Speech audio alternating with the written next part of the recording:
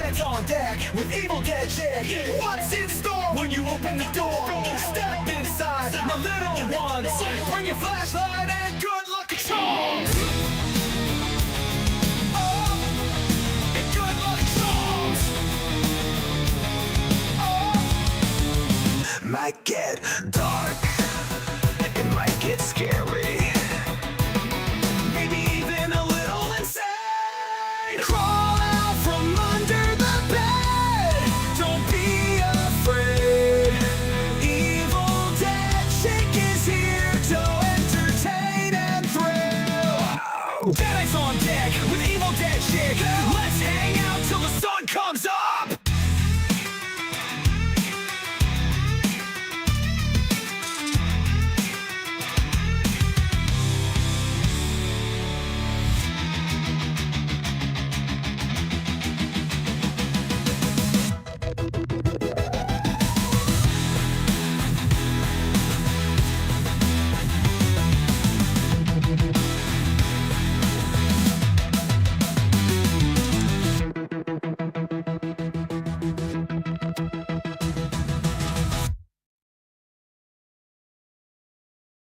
Hanging around with Dick.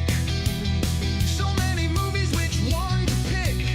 Exploitation overload, crazy comedies, kung fu fun, horror by the pound. Hanging around with Dick. So many movies, which one will you pick?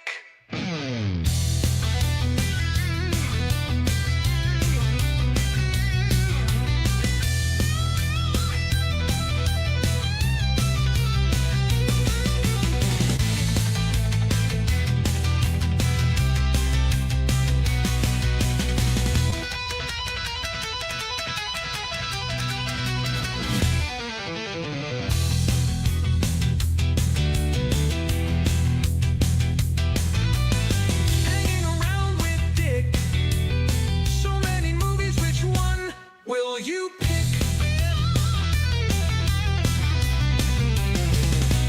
Will you pick?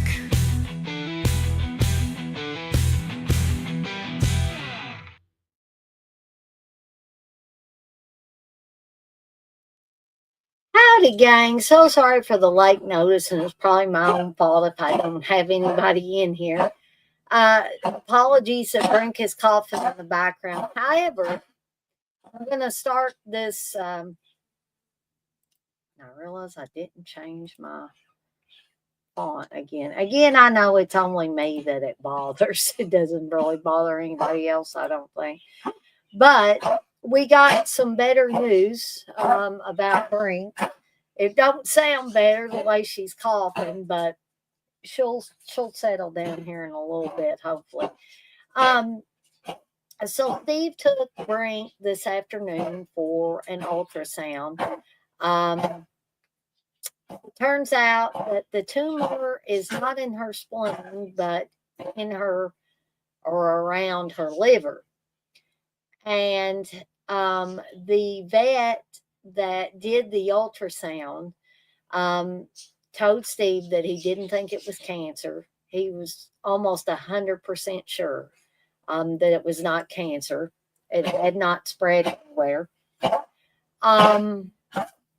The coughing, he said, was more than likely due to a collapsed trachea, which I'd read up on, which is something that senior dogs sometimes get.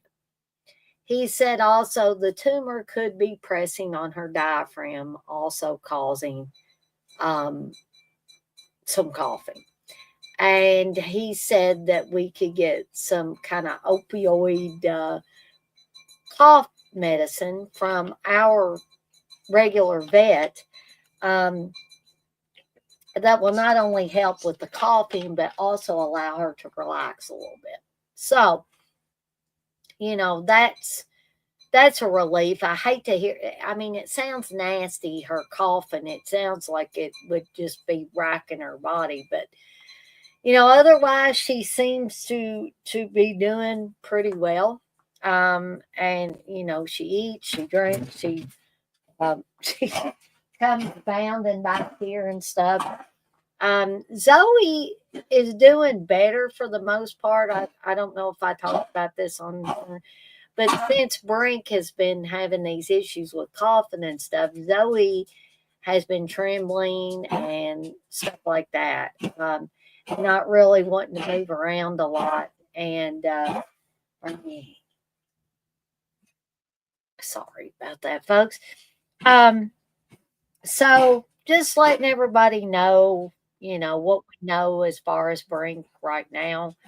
I think I'm going to mute the Discord because it evidently one of the Discords that I'm um, a part of, or oh goodness, Brink.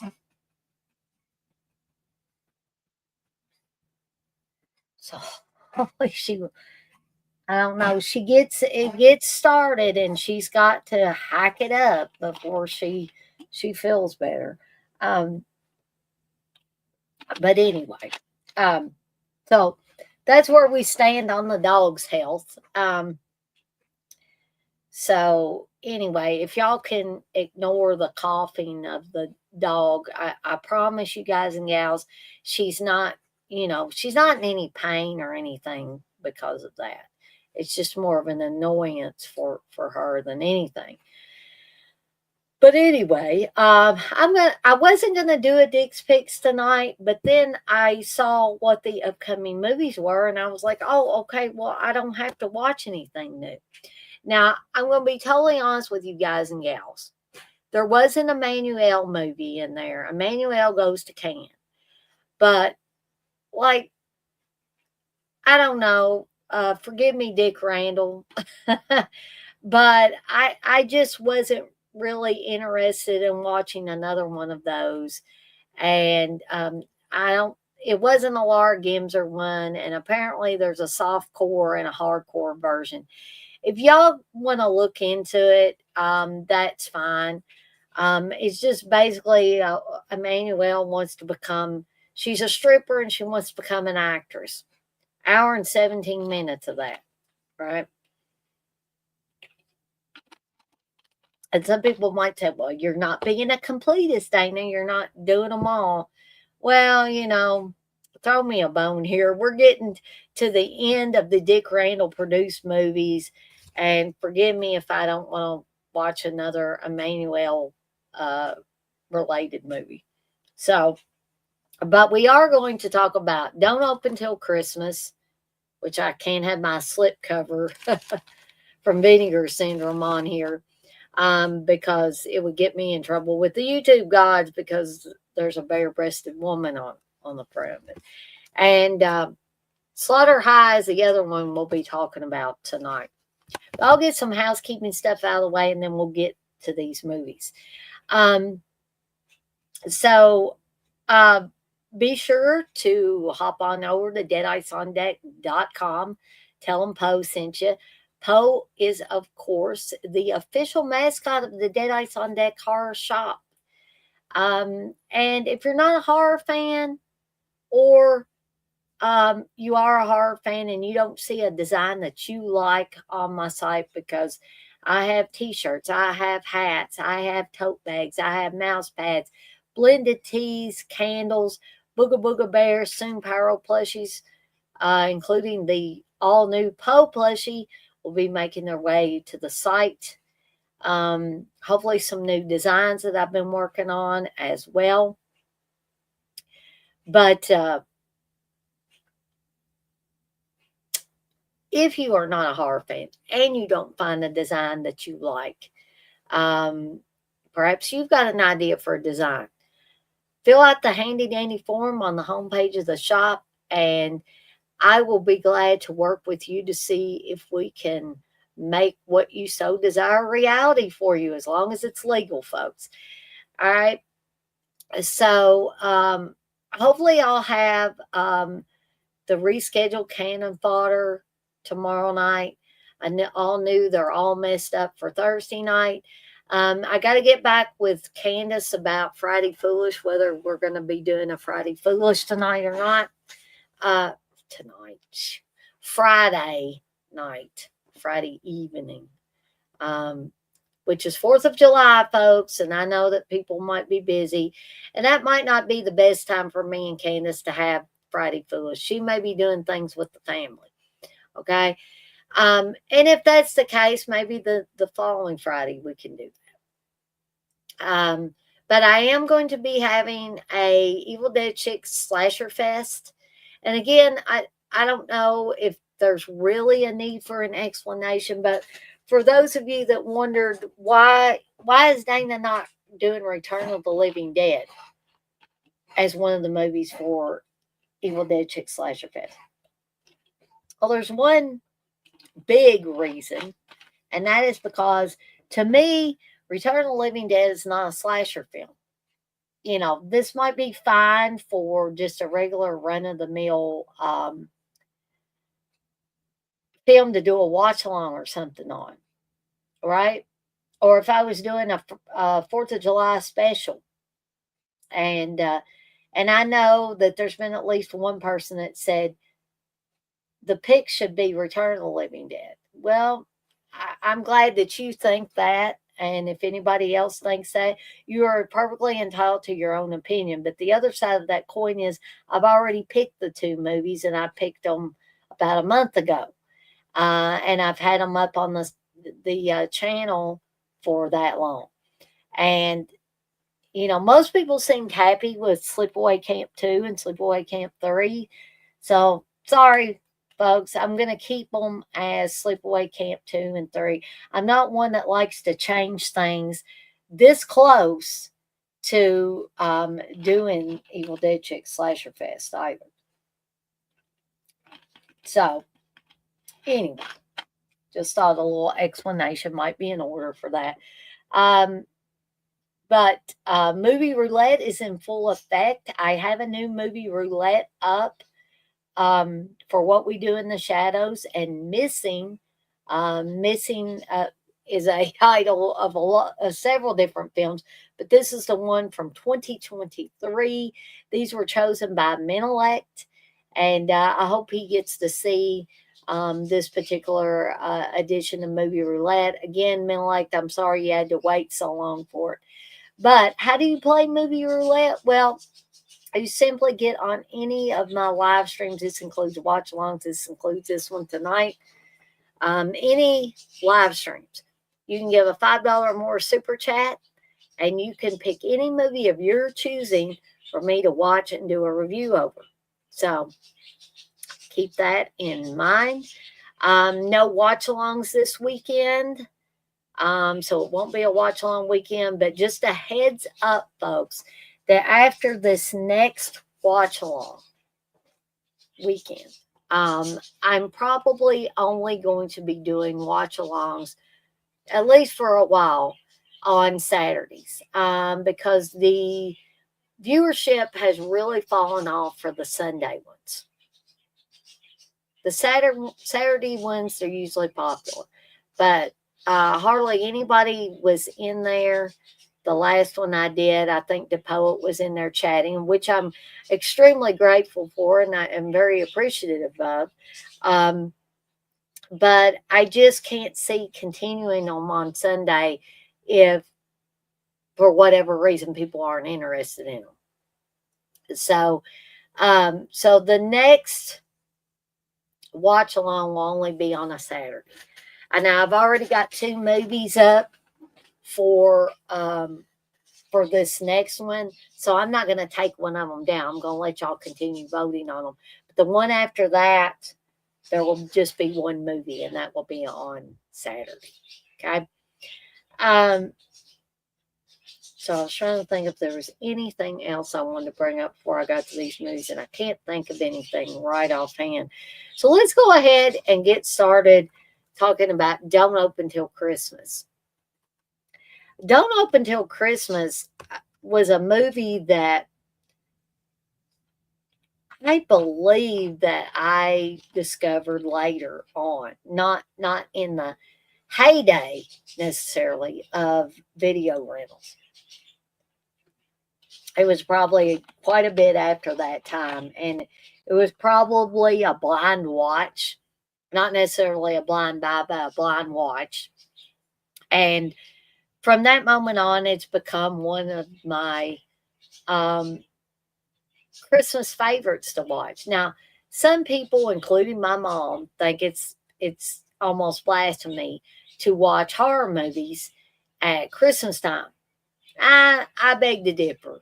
I think God will forgive me for watching some horror films at Christmas time. I mean, I watch the funny ones and the more traditional ones and stuff like that, um, including It's a Wonderful Life, which is in the last few years become one of my favorite movies of all time. Not just a favorite Christmas movie, but also a favorite movie of all time. But I still watch Don't Open Till Christmas. I still watch Black Christmas. I watch Christmas Evil. Um, it just ain't Christmas time around the Bedingfield household unless I'm watching a mixture of horror based Christmas films as well as traditional and comedic um, Christmas based films, right? So, Don't Open Till Christmas is pretty much a slasher, takes place in London. Um, but somebody is very upset with people dressed as Santa Claus. And they will kill off a succession of these people dressed as Santa Claus throughout the film. Um, I think the film's well made. It was evidently a troubled shoot. Edmund Purdom, um, who also stars in this, started out, excuse me, directing it, and apparently either walked off the set or got pulled off of this project somewhere along the way. But for it being such a troubled production, I think it still is well made. Nice little slasher film. Um, the opposite of what something like Silent Night, Deadly Night would be, or Christmas Evil, where someone is dressing as Santa Claus and then killing people. This is the guys dressing as Santa Claus that end up getting killed in a variety of ways, including one guy who goes to the bathroom and gets his wang doodle cut off. Yeah, that's pretty bad. And what horror movie would be complete without having Miss Caroline Monroe doing a song and dance number? And I kid you not, she's in here doing that. And I like Caroline Monroe. I don't want anybody to think that I don't like her. But that was something that when I first watched this film, I was not expecting. So I really enjoy this one. And Caroline Monroe is also in Slaughter High, as is Kelly Baker. And that it's kind of odd that, well, maybe not odd, but it's unusual that both of the movies I'm covering tonight, both have Caroline Monroe and both have Kelly Baker in.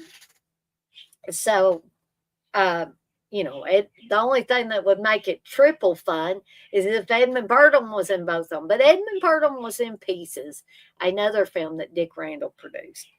So I know I didn't talk a lot about plot, but there's really, I mean, that's the big part of the plot to tell. And if I tell any more, I'm going to be giving away who the killer is, right? And obviously, I don't want to do that for people that haven't seen it. So I'm going to give my rating now. And so I'm going to give Don't Open Till Christmas 5 deadites out of 5. This is a fun one, folks, in my opinion. I would say if you've never seen Don't Open Till Christmas, definitely try to find a for free version to watch first. Don't, go out and blind buy this thing. Okay? Because you might not like it. Just because I say that I love it doesn't mean necessarily that everybody and their mother's going to like it or love it or whatever. So that's don't open till Christmas. I'll put it back in the slip cover that I can't show to you guys and gals. Get me in trouble with YouTube. So the second one is Slaughter High. And I remember, I talked about this on VHS Overload, as this was one of my favorite VHS covers when I was a kid growing up. Because who could forget the skeleton with the graduation cap on, the enlarged cherry bomb there, and it says Marty majored in cutting classmates. And this is what got me to rent this. I know they say you can't judge a book by its cover, right? But at least I was not disappointed by this one. Yeah, some people might find some of it kind of corny and maybe not the best acting. And I love Caroline Munro, but she had to be the oldest high schooler in the history of high schoolers in this film. Even she admits it, right? And also, there's a little bit of tragedy surrounding Slaughter High because, unfortunately, Simon Scudamore, who played Marty in the film, ended up committing suicide sometime after the film was made. In fact, I don't think long after the film was made. But apparently he was a really nice guy, liked working with children and stuff. But apparently he suffered from some major depression. I don't know specifics about it, but and you're probably thinking, gee, Dana, why you got to bring the tragedy in there? Well, I think that is well known amongst horror fans, especially fans of this film, that they already know that. But so you have Marty, who's your typical nerd, who Caroline Munro's character tricks him into coming into the girls' locker room under the guise that she's going to have sex with him. And what they're really planning on, because it's April 1st, it's April Fool's Day, it's also Marty's birthday, is some of the jocks and the other popular kids are going to play a trick on Marty. And then, unfortunately, the pranks go too far and Marty gets horribly burned and ends up being sent off to an asylum. And lo and behold, years later, these same people, and they're the only ones, the ones that hurt Marty, get invited to a class reunion at their old high school. Excuse me. And someone starts killing these people off in various kind of gruesome ways. And so, yeah, even though it's kind of hokey, may not have the best acting of all time in it, I think it's a fun little slasher film and could highly recommend it to anybody. And, again, watch it for free version if at all possible, right? Or borrow it from somebody. A lot of times, you'll have friends or family members that are close by that can let you borrow their copy, right? As long as you take care of it, right? But I'm going to go ahead and give this one 5 deadites out of 5 as well. Both of these films I have a lot of fun with.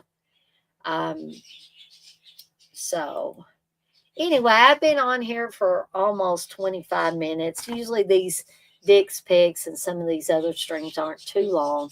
And again, I'm sorry for that. I didn't think I was going to be doing this one, like I said, because I thought I was going to have to watch movies, and I worked so late. I worked till about 8 o'clock, and I said, I'm not doing that the rest of the week. So I didn't think I was going to be able to do a Dick's Fix tonight, but lo and behold, yeah, I did. So hopefully those of you that didn't catch it live can watch this on the replay. And I want to thank anybody that was in here checking what I was talking about out. And I also want to thank people in advance who will watch this on the replay.